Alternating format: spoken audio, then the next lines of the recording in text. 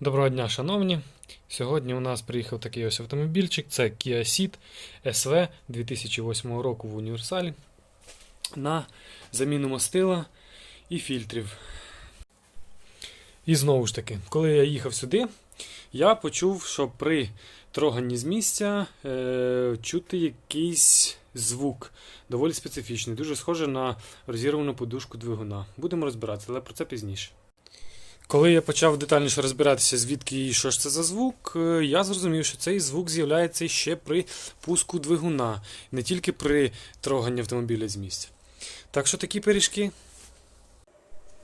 І так, ось таке мастило ми сьогодні будемо міняти. Повітряний фільтр, масляний фільтр, сіточка в бензонасос і фільтр бензонасос, який знаходиться в баку, а бак знаходиться під сидінням автомобіля в даних моделях. Я в свою чергу постараюся максимально показати вам весь процес, але так як я один працюю, то це доволі непростий момент, тому вже вибачайте, я розумію, що хотілося б побачити, якось будемо старатися. Ще знаєте, шановні, що хотів би сказати, можливо хтось хоче для себе придбати такий автомобіль, то така невеличка рекомендація, коли будете вибирати дане авто. В них болячка є. Це ржавіння рамок дверей, бачите, за цим автомобілем вже біда зовсім. Так що будьте уважні. І так, я вже в ямі. Для того, щоб замінити на мастило, потрібно спочатку зняти захист піддону. Для цього нам потрібно головка на 13 відкрутити 4 болти захисту. Працюємо. Далі, коли зняли піддон, ось в цьому місці знаходиться у нас зливна пробка і фільтр. І відкручуємо її, попередньо відкрутивши зверху заливну горловину. Так, відкрутивши пробочку, залишаємо масло стікати. Також відкручуємо фільтр. В моєму випадку відкрутився від руки, але можна спеціальним зйомником. Йдемо нагору, міняємо повітряний фільтр, поки масло стікає. Я, звичайно, впевнений, що інформації в інтернеті купа, як знімають фільтр, але на всяк випадок покажу. Щоб замінити фільтр, нам потрібно відщолкнути 4 отаких от по куткам знаходяться защолочки. Раз, два, три, 4. Невеличкий коментар.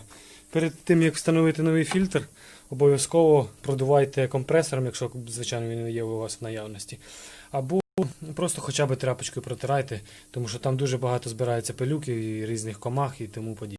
Ну що, поки у нас там масло стікає знизу, фільтр ми замінили повітряний. Йдемо тоді в салон займатися паливними фільтрами.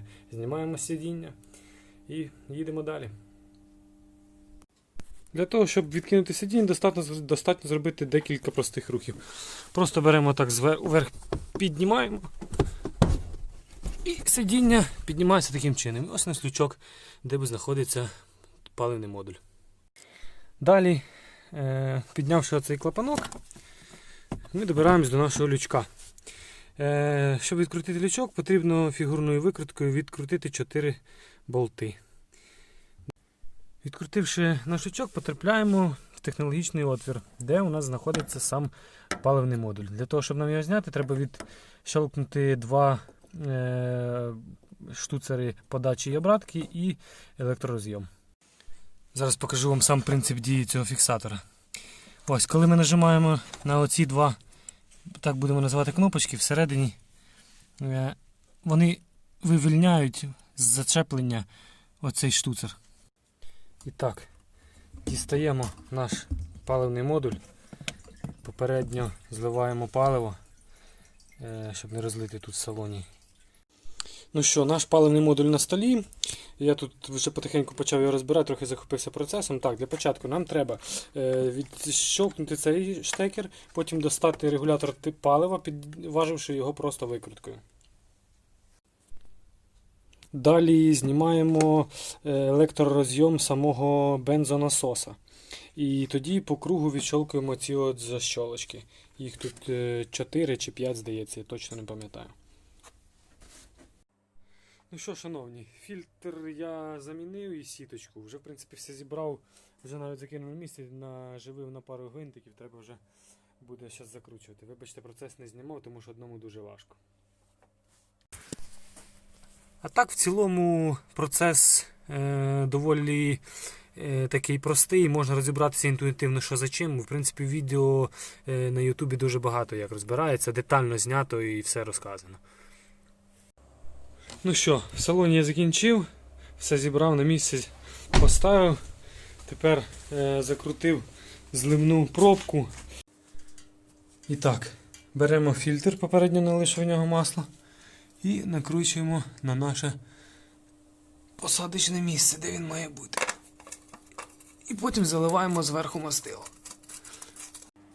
Ну що, свічки подивились, масло залили, рівень перевірили, закручуємо масло заливну горловину і пробний пуск. І так, ну що, запускаємося, включив запалювання, обов'язково декілька разів вмикаємо, щоб включився насос, бо ми ж міняли фільтр паливний. І так, я вже декілька разів повключав запалювання, ще раз, ну і запускаємося. Все, лампочки всі погасли, все добре, машина працює, завелася дуже швидко. Так, друзі, пам'ятаєте, я на початку відео сказав, що коли я їхав на технічне обслуговування, я почув якийсь специфічний звук при троганні автомобіля і при пуску його. Так от, я тільки заліз, в принципі, почавши займатися цією проблемою, у мене була підозра, що це дуже схоже на подушку двигуна. Я думав, що вона розірвана, а вона всього-навсього просто відкручена. Зверніть увагу, будь ласка, на цей болт. І тепер з цієї сторони. Дивіться. Опа, бачите? Зараз я просто повішу світло, щоб було видно вам. Так, щоб і зручно було знімати. Тепер я хитаю двигун, дивіться. Незручно.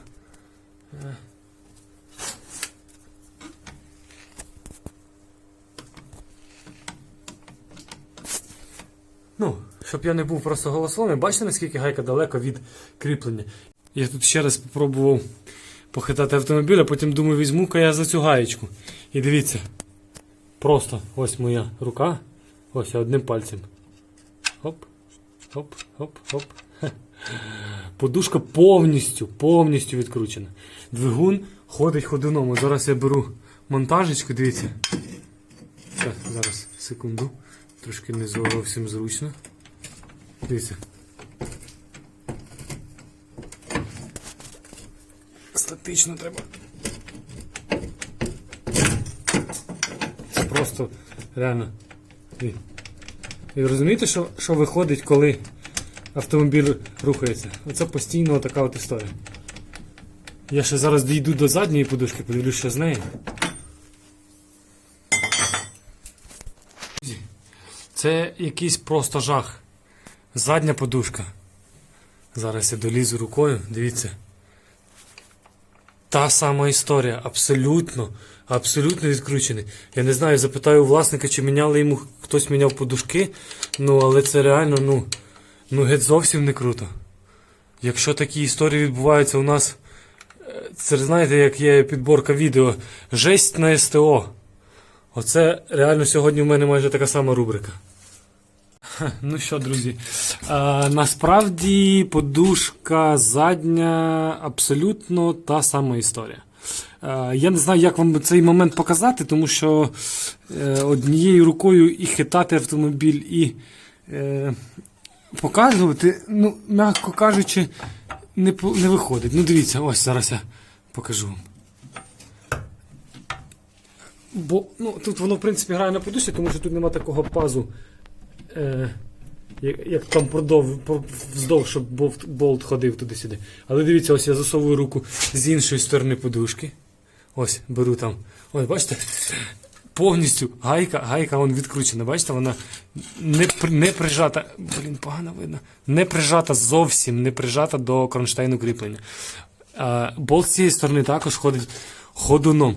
Дивіться, засовую руку до тієї гайки і кручу. Дивіться. Просто ось. Абсолютно не закручений. Я не знаю, як, за рахунок чого досягся такий ефект. Але, ну, не знаю, якщо власнику подушки міняли і десь на СТО це не закрутили, це прям просто щось нереальне. Ну, якось так, друзі. Зараз все закручуємо. Головка тут на 13, ой, на 14. Закручуємо, виставляємо і вперед. Я надію, що подушки ще послужать. Їх, звісно, останній час на них було дуже велике навантаження. Ну, ти ж розумієте, да? Смик-дьорг кожен раз. Автомобіль ще й на ручній коробці передач, постійно в русі туди-сюди втикаєш, витикаєш, то навантаження на двигун більше, то менше, і плюс наші пробки, то це не знаю. Ну, нічого страшного, зараз все зробимо. Добре, що все так закінчилося, в принципі, нормально. Шановні, я, в общем, кріплення подушок затягнув, помазав. І рекомендую всім. Якщо ви знімаєте якесь болтове з'єднання, то краще за все завжди його змащуйте. Це, по-перше, буде і простіше вам, якщо ви самі займаєтеся ремонтом, і простіше тим людям, до яких ви приїдете потім на ремонт. І частково збереже навіть в деякій мірі ваші кошти. Це передня подушка, це наша задня подушка. Бог мій, де вона? Ось вона. Також я її помостив, затягнув. Подушки я перевірив, задня цілком нормальна. В передній за рахунок недостатнього кріплення. Зараз світла нема. Ось в цьому місці, де ось якраз світло падає, бачите, ось є такий невеличкий відрив від резини від металу. Тому, в принципі, в майбутньому її потрібно буде замінити. Але, в принципі, вона ще походить, це таке тільки початкове явище. Власнику я обов'язково передам всі свої коментарі.